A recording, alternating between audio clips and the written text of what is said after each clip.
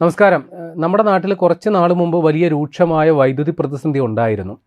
ആ സമയത്ത് വൈദ്യുതി മന്ത്രി പറഞ്ഞ ഒരു ന്യായവാദം ഈ ഗ്യാസ് ലഭ്യത കുറഞ്ഞിരുന്നു. കാരണം നമ്മുടെ ഹോർമൂസ് സംഘർഷവുമായി ബന്ധപ്പെട്ട് നമ്മുടെ പാചകവാതക വിതരണം ഏതാണ്ട് നിലയ്ക്കുന്നൊരവസ്ഥയൊക്കെ വന്നിരുന്ന സമയത്ത് പല ഹോട്ടലുകളും വീടുകളും ഇൻഡക്ഷൻ കുക്കറുകൾ വ്യാപകമായി ഉപയോഗിക്കുന്നു. അത് വലിയ രീതിയിലുള്ള ഊർജ്ജ നഷ്ടം അല്ലെങ്കിൽ കറണ്ട് തീനികളാണ് അത്. കൂടാതെ അന്ന് കാലാവസ്ഥയും പ്രതികൂലമായിരുന്നു. AC അടക്കമുള്ള ഉപകരണങ്ങൾ പ്രവർത്തിപ്പിക്കുന്നുണ്ട്. അതൊക്കെയാണ് ന്യായവാദങ്ങളായിട്ട് പറഞ്ഞിരുന്നത്. ഇപ്പോൾ അത്യാവശ്യം മഴ പലയിടങ്ങളിലും പെയ്യുന്നുണ്ട്. ഗ്യാസിൻ്റെ വിതരണത്തിൽ അങ്ങനെ ഒരു പ്രതിസന്ധി നിലവിലില്ല. അപ്പോഴും നമ്മുടെ നാട് വലിയ വൈദ്യുതി പ്രതിസന്ധി നേരിടുന്നു. അപ്പോൾ ഇപ്പോൾ വില്ലൻ കഥാപാത്രമായിട്ട് വരുന്നത് നേരത്തെ പറഞ്ഞ ആളുകളൊന്നുമല്ല, നമ്മുടെ ഇലക്ട്രിക് വാഹനങ്ങളാണ്. ഇലക്ട്രിക് വാഹനങ്ങൾ കേരളത്തിൽ വലിയ രീതിയിൽ പെരുകുന്നുണ്ട്.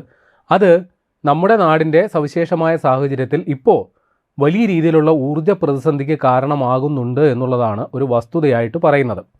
കണക്കുകൾ പ്രകാരം നമ്മുടെ മോട്ടോർ വെഹിക്കിൾ ഡിപ്പാർട്ട്മെൻറ്റിൽ രജിസ്റ്റർ ചെയ്ത 2.5 ലക്ഷത്തോളം ഇലക്ട്രിക് വാഹനങ്ങളുണ്ട് എന്നുള്ളതാണ് കണക്ക്.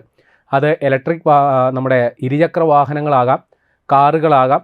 കാറുകൾക്ക് മുകളിൽ ലോറികളടക്കമുള്ളവ EV രൂപത്തിൽ ഇപ്പോൾ നമ്മുടെ നാട്ടിലുണ്ട്. പിന്നെ ഈ രജിസ്ട്രേഷൻ ഇല്ലാത്ത ഹോഴ്സ് പവർ കുറഞ്ഞ ചെറിയ ഇലക്ട്രിക് വാഹനങ്ങൾ, സൈക്കിൾ പോലെയുള്ള വാഹനങ്ങളും നമ്മുടെ നാട്ടിൽ ധാരാളമായുണ്ട്. അതിൻ്റെ കൃത്യമായ എണ്ണം നമുക്ക് ലഭ്യമല്ല. എന്നിരുന്നാലും ഈ 2.5 ലക്ഷത്തിൻ്റെ ഇരട്ടിയോളം വരും എന്ന് പറഞ്ഞാലും അതിൽ അത്ഭുതപ്പെടാനൊന്നുമില്ല. അപ്പോൾ ഈ ഇലക്ട്രിക് വാഹനങ്ങൾ ഏത് തരത്തിലാണ് നമുക്ക് ഊർജ്ജ പ്രതിസന്ധി ഉണ്ടാക്കുന്നത് എന്ന് വെച്ചാൽ, ഇതിലേറിയ പങ്കും അത് റീചാർജ് ചെയ്യുന്നത് വൈകുന്നേരങ്ങളിലാണ്. വൈകുന്നേരം 6 മുതൽ രാത്രി 12 വരെയുള്ള സമയങ്ങളിലാണ് ഈ കാറുകളടക്കമുള്ള ഇലക്ട്രിക് വാഹനങ്ങൾ ചാർജ് ചെയ്യുന്നത്. വൈകുന്നേരങ്ങളിലാണല്ലോ സാധാരണഗതിയിൽ നമ്മുടെ ഊർജ്ജ ആവശ്യങ്ങൾ കൂടുക.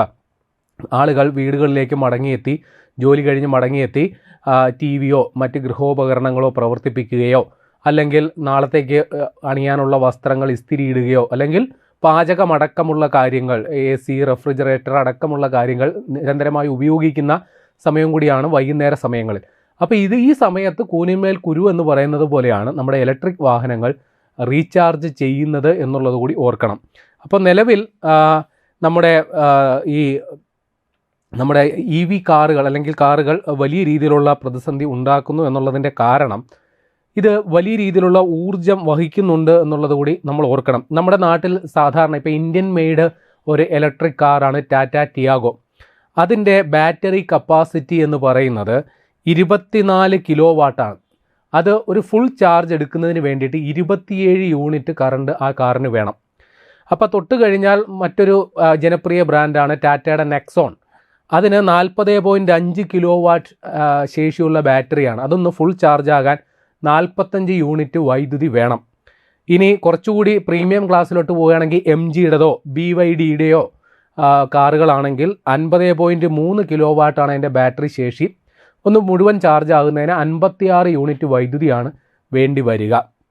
അപ്പോൾ ഇവിടെയും ഒരു പ്രശ്നങ്ങൾ വരികയാണ്. ഈ വാഹനങ്ങൾ ഏറിയ പങ്കും അത് ചാർജ് ചെയ്യുന്നത് വീടുകളിലാണ്.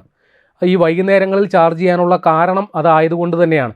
നമ്മുടെ പൊതു ഇടങ്ങളിൽ റീചാർജ് ഔട്ട്ലെറ്റുകൾ നിലവിൽ ലഭ്യമാണ്. ഇപ്പോൾ KSEBയുടെ കാര്യം പറയുകയാണെങ്കിൽ അവിടെ ഒരു യൂണിറ്റ് വൈദ്യുതി, ഇപ്പോൾ നമ്മൾ ചാർജ് ചെയ്യുന്ന വാഹനത്തിൻ്റെ ബാറ്ററി സംവിധാനം AC ആണെങ്കിൽ ഒരു യൂണിറ്റിന് 8.5 രൂപ മുതൽ, അതായത് 2 തരത്തിലാണ് ഇവിടെ നിരക്ക്. സോളാർ ടൈമും നോൺ സോളാർ ടൈമും, പകൽ സമയവും വൈകുന്നേര സമയം. പകൽ സമയമാണെങ്കിൽ ഒരു യൂണിറ്റിന് 8.5 രൂപയും 18% GSTയും കൊടുക്കണം. ഇനി ഈ വൈകുന്നേര സമയങ്ങളിലാണെങ്കിൽ 14.23 രൂപയും GSTയും കൊടുക്കണം. ഇനി അത് DC സംവിധാനമാണെങ്കിൽ 16.5 രൂപയും 18% ടാക്സും, വൈകുന്നേരങ്ങളിലാണെങ്കിൽ 23 രൂപ 23 പൈസയും 18% ടാക്സും. അപ്പോൾ പുറത്ത് നിന്ന് ചാർജ് ചെയ്താൽ, പകൽ സമയത്ത് നമുക്ക് പുറത്തു പോകുന്ന സമയത്ത് ഇവിടെ ചാർജ് ചെയ്യണമെങ്കിൽ ഈ രീതിയിൽ നിരക്ക് കൂടുതലാണ്. അപ്പോൾ അതുകൊണ്ട് പലരും വീടുകളിൽ തന്നെ വാഹനങ്ങൾ റീചാർജ് ചെയ്യാനായിട്ട് തിരഞ്ഞെടുക്കുന്നു. അതും വൈകുന്നേര സമയങ്ങളിൽ തിരഞ്ഞെടുക്കുന്നു എന്നുള്ളതാണ്. നിലവിൽ നമ്മുടെ ഇലക്ട്രിക് വാഹനങ്ങൾ റീചാർജ് ചെയ്യാനായിട്ടുള്ള നമ്മുടെ വീടുകളിൽ ചാർജ് ചെയ്യുന്നതിന് അധിക നിരക്ക് ഈടാക്കണം എന്ന തരത്തിൽ ചില വാദങ്ങൾ വരുന്നുണ്ടെങ്കിലും അത് പൂർണ്ണതോതിൽ ഇപ്പോൾ നടപ്പാക്കപ്പെട്ടിട്ടില്ല. ഇനി എന്തുകൊണ്ട് ആളുകൾ ഈ ഇലക്ട്രിക് വാഹനങ്ങളിലേക്ക് തിരിയുന്നു എന്ന് പറഞ്ഞാൽ, നമ്മൾ ടാറ്റ നെക്സോണിൻ്റെ തന്നെ ഉദാഹരണം എടുക്കാം. ഞാൻ നേരത്തെ പറഞ്ഞു അവർ 45 യൂണിറ്റ് വൈദ്യുതി ഉപയോഗിച്ച് ഒരു ഫുൾ ചാർജ് ആ വാഹനം ചാർജ് ചെയ്താൽ ഏതാണ്ട് യൂണിറ്റിന് വീടുകളിൽ ചാർജ് ചെയ്താൽ 6.5 മുതൽ 7.5 രൂപ വരെയായിരിക്കും ഏകദേശം നിരക്കെന്ന് കണക്കാക്കുക. അങ്ങനെ നോക്കുമ്പോൾ അവർക്ക് ആകെ ചിലവ് ഒരു 350 രൂപ ആകുന്നുള്ളൂ ഒരു ഫുൾ ചാർജ് ചെയ്യാൻ. ഒരു 300 കിലോമീറ്റർ മുതൽ 350 കിലോമീറ്റർ വരെ ആ വാഹനം ഓടുകയും ചെയ്യും. അപ്പോൾ ഒരു കിലോമീറ്ററിന് പരമാവധി ചിലവ് 1 രൂപയ്ക്ക് അടുത്തേ ഉണ്ടാകുന്നുള്ളൂ. അപ്പോൾ അതുകൊണ്ടാണ് ഇലക്ട്രിക് വാഹനങ്ങളിലേക്ക് ആളുകൾ തിരിയുന്നതും ഈ തരത്തിൽ നിരവധിയായ വാഹനങ്ങൾ ഇങ്ങനെ റീചാർജ് ചെയ്യുന്നതും. അപ്പോൾ ഇനി എന്താണ് ഇതിനൊരു സൊല്യൂഷൻ? ഇനിയുള്ള കാലം നമ്മുടെ ഫോസിൽ ഇന്ധനങ്ങൾ ഉപയോഗിക്കുന്ന വാഹനങ്ങൾ നിരത്തിൽ നിന്ന് അപ്രത്യക്ഷമാവുകയും ഇലക്ട്രിക് വാഹനങ്ങൾ സാർവത്രികമാവുകയും ചെയ്യുമെന്നുള്ളത് ഉറപ്പാണ്. പക്ഷേ നമ്മുടെ കേരളത്തിൻ്റെ സവിശേഷ സാഹചര്യത്തിൽ നമ്മുടെ വൈദ്യുത ഉൽപ്പാദനം ഏറിയ പങ്കും ജലവൈദ്യുത പദ്ധതികളിൽ നിന്നാണ്.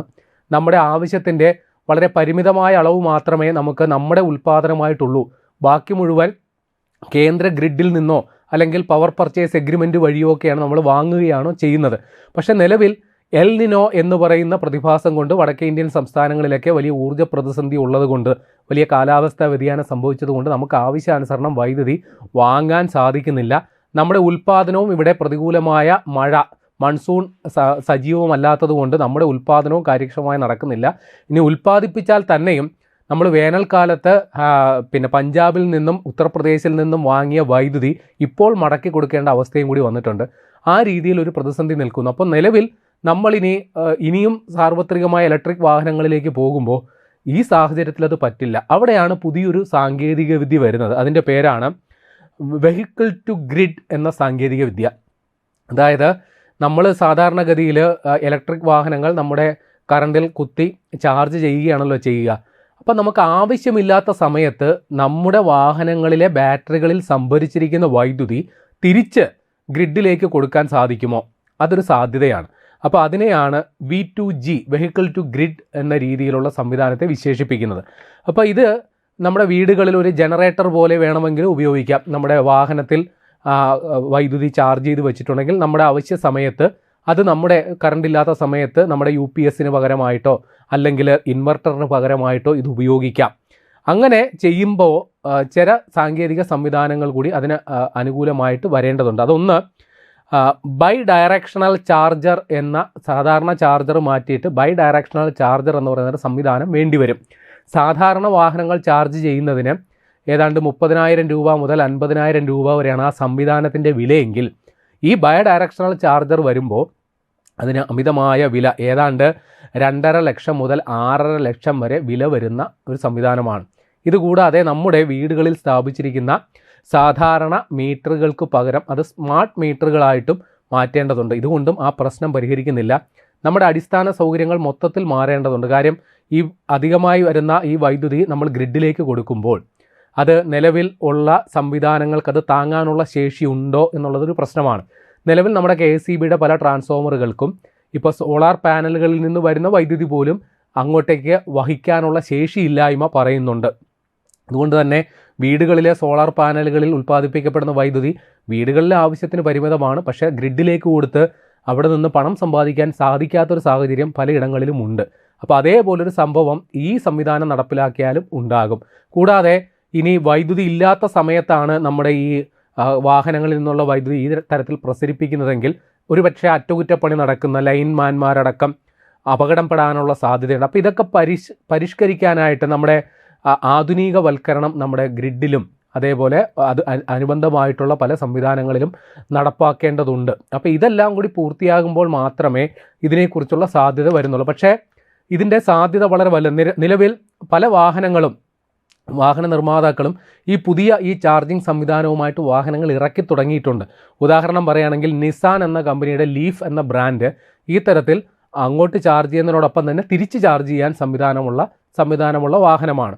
കൂടാതെ കിയയുടെ EV9 എന്ന് പറയുന്ന മോഡൽ, പിന്നെ ഹുണ്ടായി ഇറക്കിയ അയോണിക് 5, അയോണിക് 6 പറയുന്ന മോഡലുകൾ, പിന്നെ BYDയുടെ ചില മോഡലുകൾക്കും ഈ ഒരു സംവിധാനമുണ്ട്. ടാറ്റ നെക്സോൺ പരീക്ഷണാടിസ്ഥാനത്തിൽ ഈ സംവിധാനം പരീക്ഷിച്ചെന്നും പറയുന്നു. കേരളത്തിലടക്കം പരീക്ഷണം നടന്നു എന്നും പറയുന്നു. ഇനി എത്ര സമയമെടുത്ത് ഈ രീതിയിൽ നമ്മുടെ നാട്ടിൽ അത് സാർവത്രികമാകും എന്നുള്ളത് പറയില്ല. അപ്പോൾ പുതിയൊരു സംവിധാനമായതുകൊണ്ട് തന്നെ വലിയ രീതിയിലുള്ളൊരു സാധാരണ കാറുകളെ അപേക്ഷിച്ച് ഇതിന് വിലയിൽ വലിയ മാറ്റം ഉണ്ടാകും എന്നുള്ളത് കൂടി നമ്മൾ മനസ്സിലാക്കി വെക്കണം. ഇനി നിലവിൽ നമ്മുടെ പ്രതിദിന വൈദ്യുത ഉപഭോഗം എന്ന് പറയുന്നത് നമ്മൾ കണക്കാക്കിയത് പരമാവധി പീക്ക് പീരീഡിൽ 90 ദശലക്ഷം യൂണിറ്റ് എന്നുള്ളതായിരുന്നു നമ്മുടെ ഒരു കണക്കാക്കെങ്കിൽ ഇപ്പോൾ അത് 100 ദശലക്ഷവും കഴിഞ്ഞ് 108.22 ദശലക്ഷം യൂണിറ്റാണ് നിലവിൽ നമ്മുടെ കേരളത്തിൻ്റെ വൈദ്യുതി ഉപഭോഗം. പീക്ക് സമയത്തെ ഡിമാൻഡ് 5364 മെഗാവാട്ട് എന്ന തരത്തിൽ ആ രീതിയിലും വർദ്ധിച്ചിട്ടുണ്ട്. അപ്പോൾ ഇങ്ങനെ പോവുകയാണെങ്കിൽ കാര്യങ്ങൾ അത്ര പന്തിയല്ല എന്നുള്ളത് കൂടി ഓർത്തേക്കണം. ഇനിയിപ്പോൾ ഭാവിയിൽ നമ്മൾ വലിയ രീതിയിൽ EV വാഹനങ്ങളിലേക്ക് തിരിയുകയാണെങ്കിൽ നമുക്ക് 2700 ദശലക്ഷം വൈദ്യുതി ഈ വാഹനങ്ങൾ ചാർജ് ചെയ്യാൻ വേണ്ടി അധികമായിട്ട് വരേണ്ടിയും വരും. അപ്പോൾ പ്രതിസന്ധിയുടെ കാലം നമ്മൾ ഈ ഇലക്ട്രിക് വാഹനങ്ങളിലോട്ട് തിരിയുമ്പോൾ അനുകൂല ഘടകങ്ങൾ ഏറെയാണ്. പെട്രോൾ, ഡീസൽ, അതിൻ്റെ ചെലവ് കുറയും, പരിസ്ഥിതി സൗഹൃദമാണ് എന്നൊക്കെ നമ്മൾ പറയാമെങ്കിലും ഇത്തരം ചില തലവേദനകൾ കൂടിയുണ്ട്. ഇനി ഇലക്ട്രിക് വാഹനങ്ങൾ ഉപയോഗിക്കുന്നത് പരിസ്ഥിതി സൗഹൃദമാണോ എന്ന ചോദ്യവും പ്രസക്തമാണ്. കാരണം നമ്മൾ ജലവൈദ്യുത പദ്ധതി ഉപയോഗിച്ച് നിർമ്മിക്കുന്ന വൈദ്യുതി കൊണ്ട് ഉപയോഗിക്കുന്ന ഇലക്ട്രിക് വാഹനങ്ങൾ മാത്രമേ പരിസ്ഥിതി സൗഹൃദമാകുന്നുള്ളൂ. അല്ലെങ്കിൽ സോളാർ പാനലിൽ നിന്നുള്ള വൈദ്യുതി ഉപയോഗിക്കുന്ന ഇലക്ട്രിക് വാഹനങ്ങൾ മാത്രമേ പരിസ്ഥിതി സൗഹൃദമാകുന്നുള്ളൂ. ആണവ നിലയങ്ങളിൽ നിന്നോ താപവൈദ്യുത നിലയങ്ങളിൽ നിന്നോ അവിടെ ഇന്ധനങ്ങൾ ജ്വലിപ്പിച്ചോ അല്ലെങ്കിൽ ആണവ സ്ഫോടനം നടത്തി ഉണ്ടാക്കുന്ന വൈദ്യുതിയിൽ നിന്നോ ആ വൈദ്യുതി ഉപയോഗിച്ച് ഇലക്ട്രിക് വാഹനങ്ങൾ ഓടിച്ചിട്ട് അത് പരിസ്ഥിതി സൗഹൃദമാണ് എന്ന് പറയുന്നതിൽ അർത്ഥമൊന്നുമില്ല. എന്തായാലും കേരളത്തെ സംബന്ധിച്ച് ഇലക്ട്രിക് വാഹനങ്ങൾ തരംഗമാണ് എന്നുള്ള സത്യം തന്നെയാണ്. പക്ഷേ അതിനോടനുബന്ധിച്ചുള്ള നമ്മുടെ KSEB അല്ലെങ്കിൽ വൈദ്യുതി വിതരണ ശൃംഖലയിൽ ഇത്തരത്തിൽ ഗുരുതരമായൊരു പ്രതിസന്ധിയുടെ കാലമാണ് വരാനിരിക്കുന്നത് എന്നുള്ളതാണ് നമുക്ക് പറയാനുള്ളത്.